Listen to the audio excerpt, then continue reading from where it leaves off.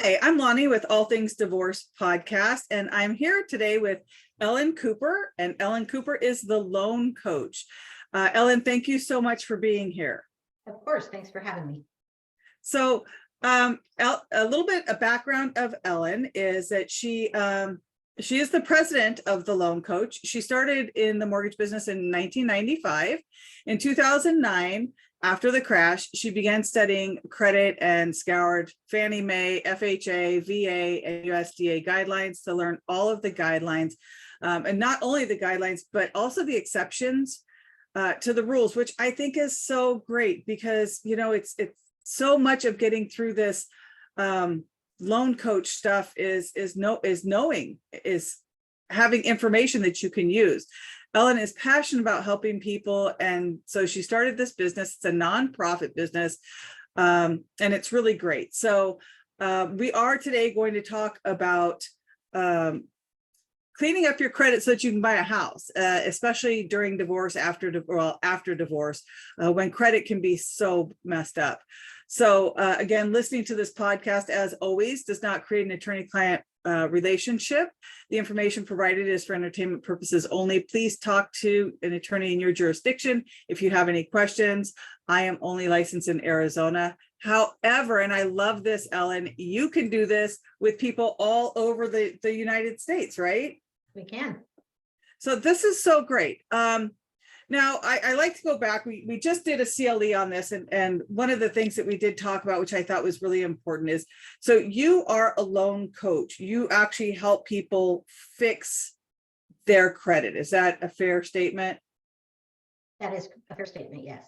Okay, so I do want to talk about that and the difference between that and credit repair and all right, what is the other one I'm thinking of? The debt consolidation. So there's the loan coach, you, and then there's credit repair, and then there's debt consolidation. Can you kind of tell everybody what the differences of those are? Well, those are big questions. So credit repair, we'll start with them. Basically, they'll have companies that will get a power of attorney for you and will go through and dispute things that are reporting maybe incorrectly on your credit report. It missed a middle initial, or your address was different, something like that. They can go through and dispute those accounts and basically say those aren't yours. And so when that happens, it gives a false bump to the credit score, which sounds great, right? All of a sudden you get this fast fix and your scores go up. But what really happens is when they put the disputes on your credit report, because creditors also know that that's a fast fix, they're going to require that the disputes be removed before you can go to loan, and your score is going to go back down. So you paid all this money to a credit repair company and you didn't get the good credit that you thought you were going to have. That's in most instances that we have seen that. Not all. Every once in a while, we have seen the exceptional attorney that has done a good job, but that is extremely rare. Debt consolidation, on the other hand, that's where you see the commercials that say, if you owe more than $10,000 in outstanding revolving debt, the creditor would like you to think that you have to pay it. Come to us, we'll get you out of 50% of that. Well, the truth is they probably do get you out of 50% of it, but instead they take 48% of it or something. They'll take a monthly fee every month. And at the end of the day, the savings that you have saved is really not that much. In addition to that, it ruins your credit. The reason it ruins your credit is they play hardball with your creditors, and they basically say, hey, you can either accept our offer of 50% or my client isn't going to pay you. And to get their attention, they usually have you be late on that account for 6 months prior to even having that conversation with them. So in the meantime, your credit is reporting delinquent every single month, and you can imagine what that does to your scores. On the other hand, what we do is we will go through and pull a soft pull credit report, and we will come up with a personalized plan, something that's specific to your credit situation, come up with a plan, run simulations, and see what we can do to get your score. So if you come to us, we can basically say, your simulations show that in this time frame, your credit scores should be here. And they're fairly accurate. We do a lot of these plans. Now, can we guarantee it? Absolutely not. And the reason we can't is because there's no guarantee what you're doing on your end or if maybe you have an old collection that's going to show up all of a sudden and bomb your credit in the middle, and we can't do anything about that. Can we guarantee that we're going to stick with you until you're ready to go? Absolutely, we can. And so what we do is we not only work to get your credit scores up, but we also work to get you credit ready. Because even if you had an 800 credit score, if there's something on your credit report that isn't allowed, doesn't meet guidelines, you're still not going to go through with the loan. And so we will work with you with all things concerning guidelines. We're a loan coach, we're a credit coach, and we're a financial coach. So one of the things that we discussed before was that it really, divorce can really screw up people's credit. And I wanted you to take a minute and kind of explain what specifically happens in a divorce that can cause credit scores to go down. There's several things. The biggest is usually a lack of finances. Here you've had two incomes usually that are paying for a single household. And now instead you have one income that has to pay for your single household. And it ends up strapping you financially. So you hit the credit cards. And out of everything on your credit report that hurts you or helps you the most, it's going to be your credit cards. And you need to keep your balances really low. We've seen instances where people have just kind of gotten the fatalistic attitude of, life is just kind of icky right now and there's nothing I can do about it. And so I really don't care about credit. I'll work on it tomorrow. But what we see really happens is a lot of time tomorrow doesn't ever come. And so they just continue to stay on the bad train. Another thing that happens is people will assume that the judge is going to have the other person pay off all their bills. And so they'll go and max out the credit cards to stick it to the other person. And we do see that happen. Another thing that's very common is a judge will say, party A has to pay this bill, but party A either can't or won't pay the bill. And so because it still shows on your credit report also, which it will continue to do so, a judge may say that you're not responsible for that debt, but according to credit law, you are responsible for that debt. You signed the original paperwork saying, I promise to pay. And just because you got a divorce doesn't mean that you don't owe the creditor the amount of money that you promised to pay. So it will continue to show delinquent on your account if it's delinquent as well. So the best thing that you can do to mitigate that a little bit is to try to keep your credit separate. I'm not saying you got to keep your finances separate. You've got a household, but try to keep your credit cards in just your name or just their name so that you're responsible for your own debt at the end of the day and the other person doesn't have the ability to hurt your credit. Does that make sense, Lonnie? Yeah, it does. And I think we talked about this in the class that we did. As an attorney, I think it's important that we need to pull everyone's credit reports to see specifically what's on there, to see what we're looking at. I think that you can't really get a good picture or really know not just what is on my credit. Well, let me ask you that. If I pull my client's credit report or have them pull their credit report and give it to me, if there's not something reporting on their credit, does that mean, and it's reporting on the other party's credit? Mm-hmm. I know in divorce law, it's still 50% theirs if it was incurred during the marriage. But for credit wise, then if it doesn't show up, it doesn't show up, and they're not going to be responsible for paying that back. Is that fair? That's correct. Okay. So you're talking about like a community property estate or something that if it was incurred during the marriage?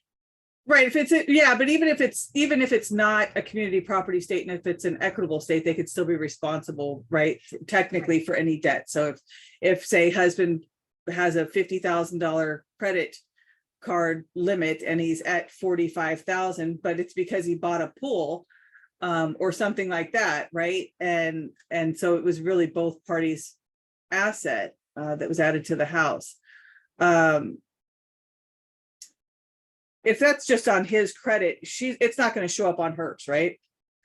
If she didn't originally sign the paperwork saying I promise to pay, it cannot show on her credit report. Okay, perfect. So let's talk about some of the incomes that can be used. So in divorce, right, there's going to be child support, possibly if there's kids, possibly spousal maintenance.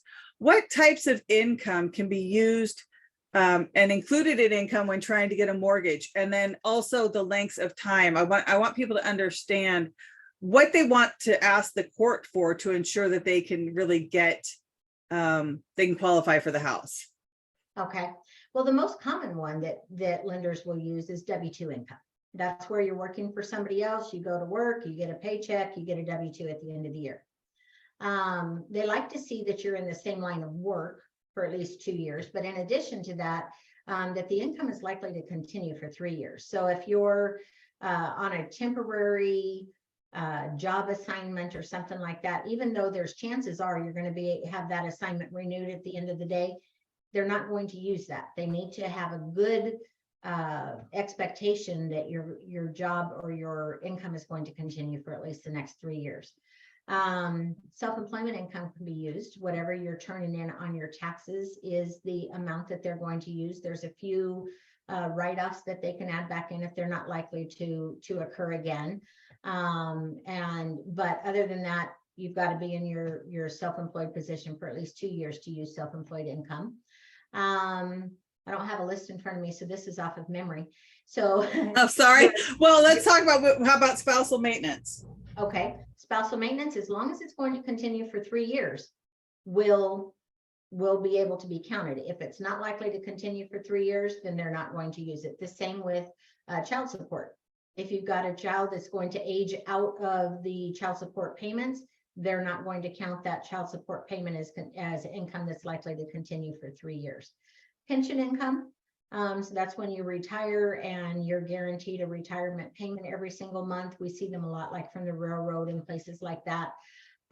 Disability income, if it's likely to continue for the next 3 years, we can use disability income. If you have overtime, you can use only if you've had it for the last couple of years. So whenever a lender gets your paycheck stubs to prove how much you owe, they also have to contact your employer and get a verification of employment.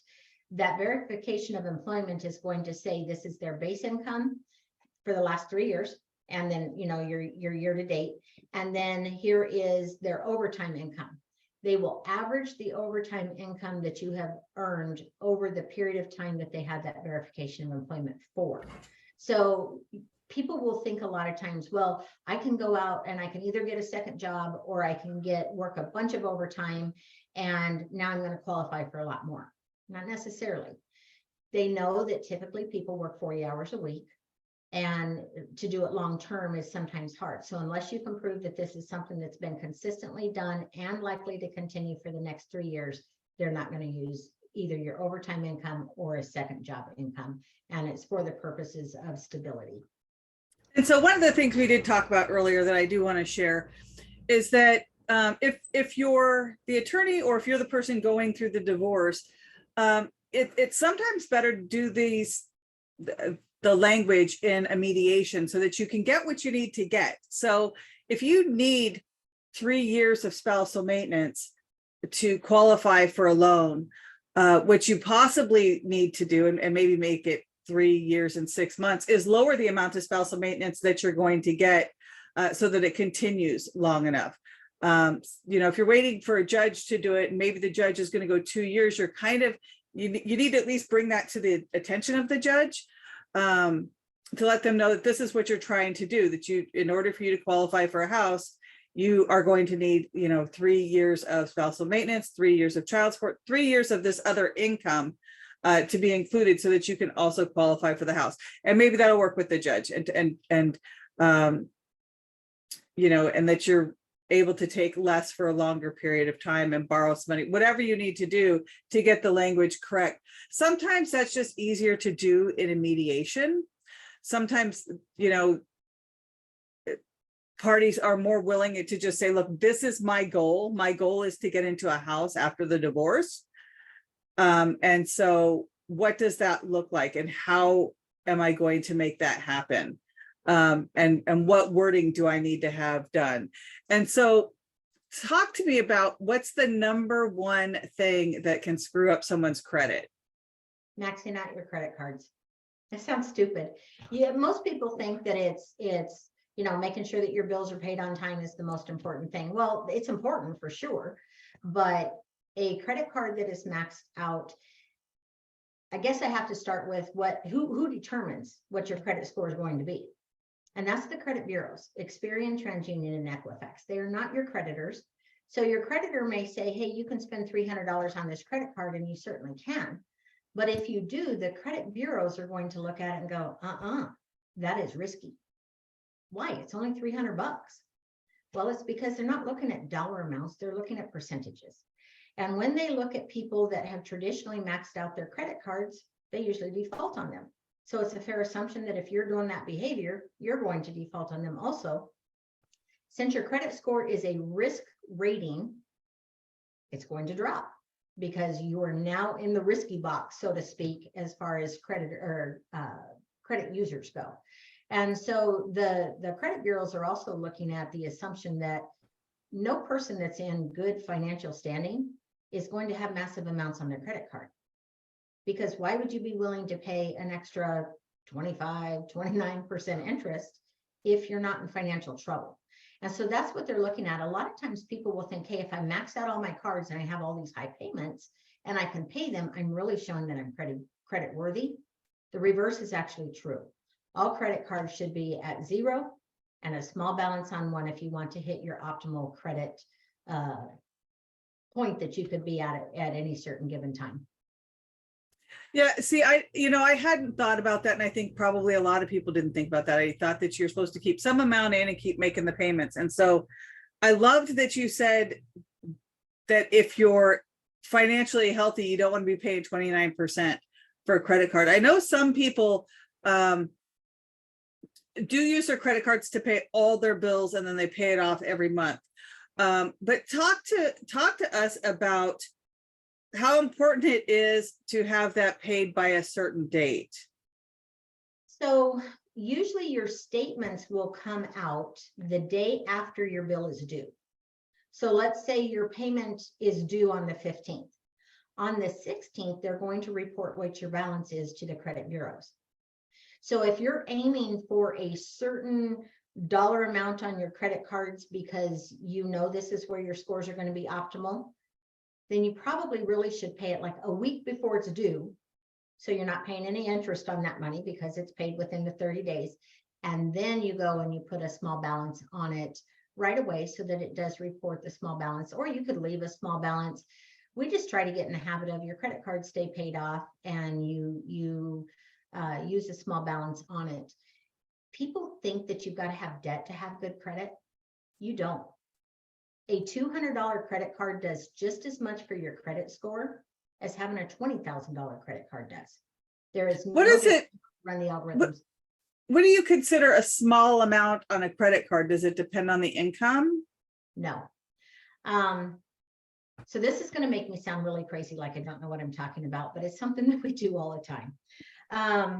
The actual number is between $1 and $7. Oh my gosh. Why? Why would you even have a credit card if you can only use $1 to $7? It's because you're wanting to get optimal credit, right? So you got to play the game and show the credit bureaus that you're not risky. If you have 0 on your credit card, your scores are typically going to be between 15 and 20 points less than if you had a $1 balance on it even. Stupid. But when you understand the credit bureaus are basically, to put it in a picture form, let's say they're all sitting around in a half circle. And creditor Lonnie pulls up their credit report and says, show me how risky this person is. And they go, I don't know. She's not using any credit cards. Do you have any idea how? No, I don't know. I'm not reporting anything either. And they literally don't have any data. So they basically go, I don't know, lowered score, risk factor. Conversely, if you have a high amount on it, they're looking at data over the last 7 years. And they're going, people that use credit cards in this manner are going to default. So they say lower score. We have seen instances where if somebody goes over the $7 mark, even to 10 bucks, their scores drop. So why have a credit card? If you don't have a credit card, you cannot prove to the credit bureaus that you know how to handle credit. even though you're paying on your installment loans every single month as agreed, it doesn't have the same effect to your credit score as having a credit card. There are certain thresholds that you really can't pass without some type of revolving credit showing on your credit report. I don't own a credit card company. I don't get any money for saying this. It's just a fact. And so if you keep your balances between $1 and $7 on a credit card, irregardless of the amount, your scores are going to be at their optimal level. Now, if you go online, used to be prior to 2008, you could spend up to 30%. 2008, when everybody started losing their homes, they threw in the credit cards too and just gave themselves a total do-over. And now new data suggests that if you use over 10%, wait, I thought you said $1 to $7. I did, because they do say to stay under 10% for optimal credit. But if you want to have the best credit you can have, simulations today usually will say between $1 and $7 is your sweet spot. How's that for a crazy answer? That is a crazy answer. That's really it's very specific. We'll say that. So you're a nonprofit company, right? Correct. And you charge $4.95 to well, what does somebody get for $4.95? Which I think is beyond reasonable, by the way. That is such an inexpensive amount. But go ahead. It's not a big profit margin, that's for sure. $4.95, we will do a soft pull credit report so that doesn't hurt your score. We will create a personalized plan for you, and your personalized credit coach will give you a call, cover your plan, starting with the whys. We don't want to give somebody, here's a 1, 2, 3, 4 plan that you got to do, and you don't understand why you're doing it, because you don't learn anything when you're with us, right? So we want to start with the whys, why it is that the bureaus look at your credit the way that they're looking at your credit, and why it is that you need to change your behaviors. And so if you come to us, we're going to see you all the way through to the time that you close your mortgage.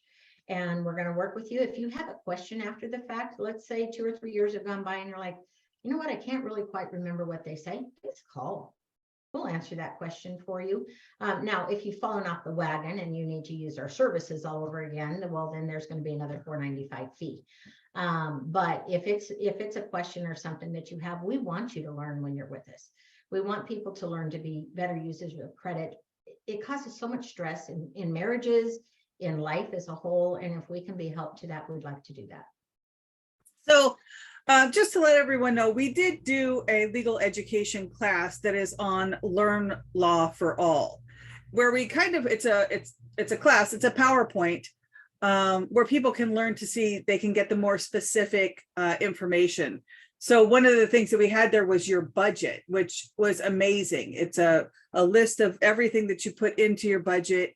And do you go through that with them? Do you talk people through that and help them? First of all, it will jog everybody's memory because it's very specific, but do you talk to them kind of through that, or what does that look like? So we will talk to you as much as you're willing to learn. We will impart. If you have a plan, most people come to us, and actually our numbers are, we can turn back 42% of the borrowers that come to us ready to go to loan within an average of 48 days. That's a very holy moly. Some people may take a year. Some people may take 2 weeks. Some people can be ready to go tomorrow. And so it depends on how long you're with us as to how much information we get into. We would love to discuss budgeting with every family. There are some people that absolutely think that a budget is like the bad word, and they don't want to discuss it at all. Guys, we teach a really fun budget. It's a common sense budget. We will help you through the process. By the time you're done, you will be sold on budgets. And a budget doesn't tell you what you cannot spend. A budget gives you permission to spend because you can afford it. And when we go through it, we throw in Christmas, we throw in birthdays, we throw in vacations. You can spend whatever you're typically spending, unless the numbers say you can't afford to. And if that's the case, we'll discuss that too, and we'll help you decide what things you can do so that you can succeed in your budget. Is it common for people to spend, well, look, as a divorce lawyer, I know, I see people that that live as if they're making, $300,000 a year and they're making, 100. So how often are the people that you work with spending, above their means? If I had to put a number, I'd say 99%. It's why our budget is so specific. You said it to jog your memory on everything. It's because it throws in all the wants also, the things that are not absolutely necessary.